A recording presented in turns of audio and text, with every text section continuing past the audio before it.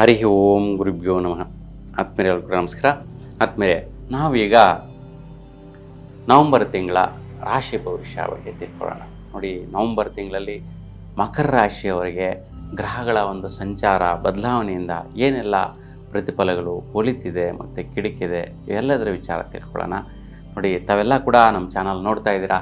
ದಯವಿಟ್ಟು ತಾವೆಲ್ಲರೂ ಕೂಡ ಸಬ್ಸ್ಕ್ರೈಬ್ ಮಾಡ್ಕೊಳ್ಳಿ. ನಿಮಗೆ ಇಷ್ಟವಾದ ವಿಡಿಯೋಗಳಿದ್ದರೆ ನಿಮ್ಮ ದಯವಿಟ್ಟು ಶೇರ್ ಮಾಡಿ, ಲೈಕ್ ಮಾಡಿ ಅಂತ ತಮ್ಮಲ್ಲಿ ಪ್ರಾರ್ಥಿಸ್ತಾ, ಸೊ ಈಗ ಮಕರ ರಾಶಿಯವರಿಗೆ ಅಂದರೆ ನಿಮ್ಮ ರಾಶಿಯವರಿಗೆ ನವಂಬರ್ ತಿಂಗಳಲ್ಲಿ ಗ್ರಹಗಳ ಒಂದು ಬದಲಾಗ್ತಾ ಇರ್ತಕ್ಕಂಥ ಸ್ಥಿತಿ ನೋಡಿ.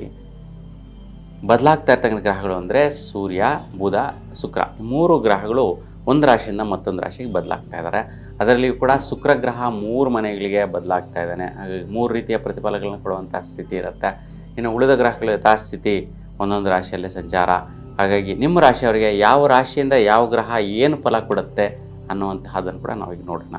ನೋಡಿ, ಸೂರ್ಯ ನಿಮ್ಮ ರಾಶಿಯವರಿಗೆ ಯಾವ ರೀತಿ ಪ್ರತಿಫಲ ಕೊಡ್ತಾ ಇದ್ದಾನೆ ಈ ಒಂದು ತಿಂಗಳಲ್ಲಿ ಅಂತಂತ ನೋಡಿದ್ರೆ, ಯಾರೆಲ್ಲ ಕೆಲಸ ಕಾರ್ಯ ವೃತ್ತಿಗಳಲ್ಲಿ ನಿರ್ವಹಿಸ್ತಾ ಇರ್ತಕ್ಕಂತಹ ಸಮಯದಲ್ಲಿ ಸ್ವಲ್ಪ ಆರೋಗ್ಯ ಪರಿಸ್ಥಿತಿಗಳಿಂದ ಹದಗೆಡುವಂತಹದ್ದು, ಅಂದರೆ ಕೆಲಸ ಮಾಡೋಕ್ಕಾಗದಿರೋ ಇರುವಂತಹದ್ದು, ನೀರಸತ್ವ ನಿಸ್ಸತ್ವ ಬರುವಂತಹದ್ದು, ಮತ್ತು ಬ್ಲಡ್ ರಿಲೇಟೆಡ್ ಸಮಸ್ಯೆಗಳು ಉದ್ಭವಿಸುವಂತಹದ್ದು. ನೀವು ಕೆಲಸ ಕಾರ್ಯ ಮಾಡುವಂಥ ಸಂದರ್ಭದಲ್ಲಿ ಏನಾದರೂ ಒಂದು ಅಂದರೆ ಶ್ರಮಿಕರು ಯಾರೆಲ್ಲ ಇರ್ತೀರ, ಒಂದು ಕಾರ್ಮಿಕರೆಲ್ಲ ಇರ್ತೀರ, ಒಂದು ಕುಶಲ ಕಾರ್ಮಿಕರು ಇರ್ತಕ್ಕಂಥದ್ದು, ಅವರು ಯಂತ್ರಗಳಿಂದ ಸ್ವಲ್ಪ ತುಂಬ ಜಾಗೃತಿಯಿಂದ ಇರ್ಬೋದು, ಒಳ್ಳೆಯದು. 16ನೇ ತಾರೀಕುವರೆಗೂ ಸ್ವಲ್ಪ ನಿಮ್ಮ ಮಾಡ್ತಾ ಇರ್ತಕ್ಕಂತಹ ಕೆಲಸ ಕಾರ್ಯ ಸಮಯದಲ್ಲಿ ನಿಮಗೆ ಕೈ ಕಾಲು ಅಥವಾ ದೈಹಿಕವಾದಂತಹ ಒಂದು ಯಾವುದಾದ್ರೂ ಒಂದು ಅಂಗಾಂಗಗಳಿಗೆ ತಗುಲುವಂತಹದ್ದು ಮತ್ತು ತಗಲಿ ಗಾಯಗಳಾಗುವಂತಹದ್ದು, ಈ ರೀತಿಯ ಒಂದು ವೈಪರೀತ್ಯಗಳಾಗುವಂಥ ಅಡಚಣೆಗಳು ಕಾಣಿಸ್ತಾ ಇದೆ. ಹಾಗಾಗಿ ಗ್ರಹಗಳ ಒಂದು ವೈಪರೀತ್ಯ ಈ ಒಂದು ಸ್ಥಿತಿಯಲ್ಲಿ ಇರ್ತಕ್ಕಂತಹದ್ದು ವೃತ್ತಿ ಸಂದರ್ಭದಲ್ಲಿ ಬರುವಂತಹದ್ದಾಗಿರುತ್ತೆ. ನೀವು ಎಲ್ಲಿ ಕೆಲಸ ಮಾಡ್ತಾಯಿದ್ದೀರೋ ಅಲ್ಲಿ ಈ ಎಫೆಕ್ಟ್ಗಳು ಬರುವಂತಹದ್ದು. ಅದಕ್ಕೋಸ್ಕರ 16 ತುಂಬ ಜಾಗೃತಿಯಿಂದ ಇರೋದು ತುಂಬ ಉತ್ತಮ ಫಲದ ಆಗಿರುತ್ತೆ. ಈ ರೀತಿ ತೊಂದರೆ ಆಗ್ತಾ ಇರ್ತಕ್ಕಂಥವರು ನೀವು ಒಂದು ಬಟ್ಲಲ್ಲಿ ಹಾಲು ತುಂಬಿಸ್ಕೊಂಡು ಅದರಲ್ಲಿ ಗೋಧಿಯನ್ನು ನೆನೆಸಿದ 1 ಗಂಟೆ 2 ಗಂಟೆ ಸಮಯದ ನಂತರ ತೆಗೆದು ಪಕ್ಷಿಗಳಿಗೆ ಹಾಕುವುದರಿಂದ ತುಂಬ ಶುಭ ಫಲ ಸಿಗತ್ತೆ. ಇನ್ನು 16ರ ನಂತರ ಸೂರ್ಯ ಬದಲಾಗ್ತಾ ಇದ್ದಾನೆ. ವೃಶ್ಚಿಕ ರಾಶಿಗೆ ಪ್ರವೇಶ ಮಾಡ್ತಾನೆ. ಹಾಗಾಗಿ ಬಹಳಷ್ಟು ಸ್ವಲ್ಪ ಏನೆಲ್ಲ ತೊಂದರೆಗಳಾಯಿತು ಅದರಿಂದ ಸ್ವಲ್ಪ ಸುಧಾರಿಸ್ಕೊಳ್ಳುವಂತಹದ್ದು ಬರುತ್ತೆ. ಹಾಗಾಗಿ ಸ್ವಲ್ಪ ಆರೋಗ್ಯ ಸುಧಾರಣೆ ಆಗುವಂಥದ್ದು, ವೃತ್ತಿಯಲ್ಲಿ ಸ್ವಲ್ಪ ಚೇತರಿಕೆ ಬರುವಂತಹದ್ದು ಆಗುತ್ತೆ, ಒಳ್ಳೆಯದಿರುತ್ತೆ. ಇನ್ನು ಕುಜನ ಸಂಚಾರ ನೋಡಿ, ಕುಜಗ್ರಹ ಒಂದೇ ಮನೆಯಲ್ಲಿರ್ತಾನೆ ಈ ಒಂದು ತಿಂಗಳಲ್ಲಿ, ಅದು ವೃಶ್ಚಿಕ ರಾಶಿಯಲ್ಲಿ. ಅದಕ್ಕೆ ವೃಶ್ಚಿಕ ರಾಶಿಯಲ್ಲಿರ್ತಕ್ಕಂಥ ಕುಜನ ಫಲದಿಂದ ವಿಶೇಷವಾಗಿ ನಿಮ್ಮ ಸ್ವಸ್ಥಾನ ಮನೆ ಕಡೆ ಏನೋ ಒಂದು ಹಠ ಸಾಧನೆಯಿಂದ ಆದಾಯವನ್ನು ಗಳಿಸುವಂತಹದ್ದು, ಆದಾಯವನ್ನು ಪಡೆಯುವಂತಹದ್ದು, ನಿಮ್ಮ ಕುಟುಂಬದ ಕಡೆಯಿಂದ ನಿಮಗೆ ಲಭಿಸುವಂಥ ಸಾಧ್ಯತೆಗಳು ಜಾಸ್ತಿ ಇರುತ್ತೆ. ಆದಾಯಗಳು ನೀವು ಏನೆಲ್ಲ ಹಠ ಹಿಡಿದು ಸಾಧಿಸ್ತಾ ಇದ್ದೀರ ಅವುಗಳಿಂದ ಗಳಿಸ್ತೀರ ಬರುತ್ತೆ. ಇನ್ನು ಬುಧನ ಸಂಚಾರ ನೋಡಿ, ಬುಧ ಗ್ರಹ ಒಂದು ವೃಶ್ಚಿಕ ರಾಶಿಯಲ್ಲೇ 23ನೇ ತಾರೀಕುವರೆಗೂ ಸಂಚಾರದಲ್ಲಿ ಇರ್ತಾನೆ. ಆ ನಂತರ 23ರ ನಂತರ ತುಲಾ ರಾಶಿಗೆ ವಕ್ರ ಸ್ಥಿತಿಯಲ್ಲಿ ಸಂಚಾರ ಮಾಡ್ತಾನೆ.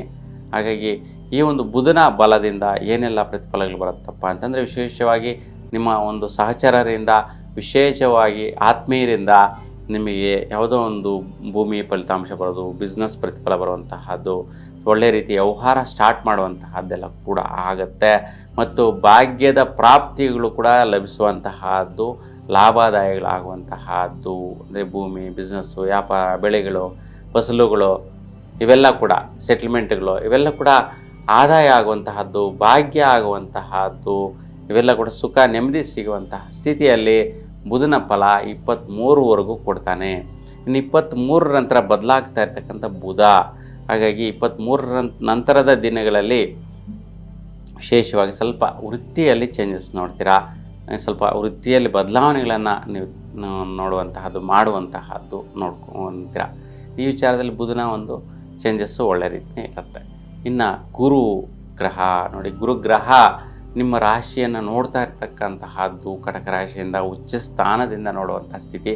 ಭಾಳಷ್ಟು ಜನ ವಿವಾಹ ಆಗದಿರೋ ಇರ್ತಕ್ಕಂಥವ್ರಿಗೆ ವಿವಾಹ ಸಂಬಂಧಗಳ ನಿರ್ಣಯ ಈ ಸಮಯದಲ್ಲಿ ಒಂದು ಮಕರ ರಾಶಿಯವರಿಗೆ ಆಗಿಬಿಡತ್ತೆ.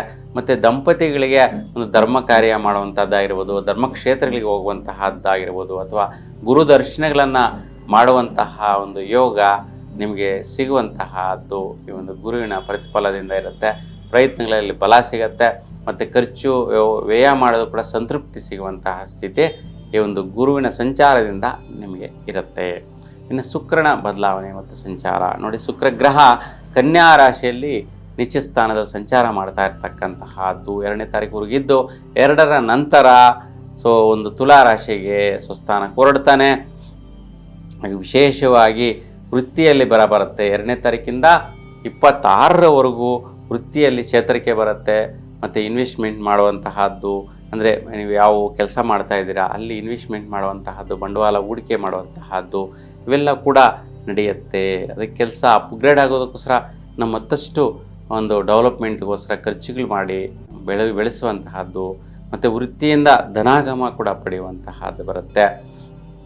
ಮತ್ತು ವಿದ್ಯಾರ್ಥಿಗಳಿಗೆ ಶುಭವಾದಂತಹ ಫಲ ಕೂಡ ಇರುತ್ತೆ. ಇನ್ನು 26ರ ನಂತರ ಸ್ವಲ್ಪ ಆದಾಯಗಳನ್ನು ಗಳಿಸುವಂತಹದ್ದು ಬರುತ್ತೆ, ಒಳ್ಳೆ ರೀತಿಯ ಆದಾಯಗಳು ಸಿಗತ್ತೆ. ಇನ್ನು ಶನಿಯ ಸಂಚಾರ ನೋಡಿ, ಶನಿ ಬಂದು 3ನೇ ಸ್ಥಾನದಲ್ಲಿ ವಕ್ರಸ್ಥಿತಿಯಲ್ಲಿ ಸಂಚಾರ ಮೀನ ರಾಶಿಯಲ್ಲಿ. ಅದಕ್ಕೆ ನಿಮ್ಮ ವೈಯಕ್ತಿಕವಾದಂತಹ ಒಂದು ಅಭಿಪ್ರಾಯಗಳು ಎಲ್ಲ ಅರ್ಧಂಬರ್ಧ ಚಿಂತೆ ಯೋಚನೆಗಳಿಂದ ಕ್ಲಿಷ್ಟತೆಯಿಂದ ಇರುತ್ತೆ. ಮತ್ತು ಭಾತೃಸ್ಥಾನದಲ್ಲಿ ಅಣ್ಣ ತಮ್ಮಂದಿರಾಗಿರ್ಬೋದು, ಅಕ್ಕ ತಂಗಿರ ವಿಚಾರದಲ್ಲಿ ಸ್ವಲ್ಪ ಅಡೆತಡೆಗಳು, ವೈಪರೀತ್ಯಗಳು, ಅಡಚಣೆಗಳು, ಒಂದು ಚಿಂತೆ ಯೋಚನೆಗಳು ಬರುವಂತಹದ್ದಿರುತ್ತೆ. ಅದಕ್ಕೋಸ್ಕರ ನೀವು ಈ ಒಂದು ಕಡಲೆ ಧಾನ್ಯವನ್ನು ಒಂದು ಕೋತಿಗಳಿಗೆ ಅರ್ಪಿಸೋದರಿಂದ ಈ ಒಂದು ವೈಪರೀತ್ಯ ನಿವಾರಣೆ ಆಗುತ್ತೆ. ರಾಹು ಮತ್ತು ಕೇತುವಿನ ಪ್ರಭಾವ ನೋಡಿ, ಸ್ವಲ್ಪ ದೃಷ್ಟಿದೋಷ ಆಗುವಂತಹದ್ದು, ಕೈಕಾಲು ನೋವು ಬರುವಂತಹದ್ದು, ಬ್ಯಾಕ್ ಪೇನ್ ಬರುವಂತಹದ್ದು, ಕಾಲು ಜಾರಿ ಬಿದ್ದು ತಗಲಿಸ್ಕೊಳ್ಳುವಂತಹದ್ದು ಇವೆಲ್ಲ ಕೂಡ ಅಡಚಣೆಗಳು ಅವುಗಳಿದೆ. ಸುಮಾರು ಜಾಗೃತಿಯಿಂದ ಇರಿ. ಶಕ್ತಿ ಮಾತಾ ದರ್ಶನ ಮಾಡಿ ಮತ್ತು ಮಹಾಗಣಪತಿ ದರ್ಶನ ಮಾಡಿ ಶುಭವಾದ ಫಲನ ಪಡಿತೀರಾ. ಒಟ್ಟಾರೆಯಾಗಿ ಒಂದು 75ರಿಂದ 80ರಷ್ಟು ಫಲ ಶುಭವಾದಂತಹ ಫಲಗಳು ಇವುಗಳಿದೆ. ಇನ್ನು ಒಂದು 15ರಷ್ಟು ಫಲ ವೈಪರೀತ್ಯ ಮಾತ್ರ ತೋರಿಸ್ತಾ ಇರ್ತಕ್ಕಂತಹದ್ದು. ಹಾಗೆ ನಿಮ್ಮೆಲ್ಲರಿಗೂ ಕೂಡ ಇಷ್ಟದೇವರ ಅನುಗ್ರಹ ಸದಾಕಾಲ ನಿಮ್ಮ ಮೇಲಿರಲಿ ಅಂತ ಭಗವಂತನಲ್ಲಿ ಪ್ರಾರ್ಥಿಸ್ತಾ ಎಲ್ರಿಗೂ ಕೂಡ ಶುಭವಾಗಲಿ. ನಮಸ್ಕಾರ.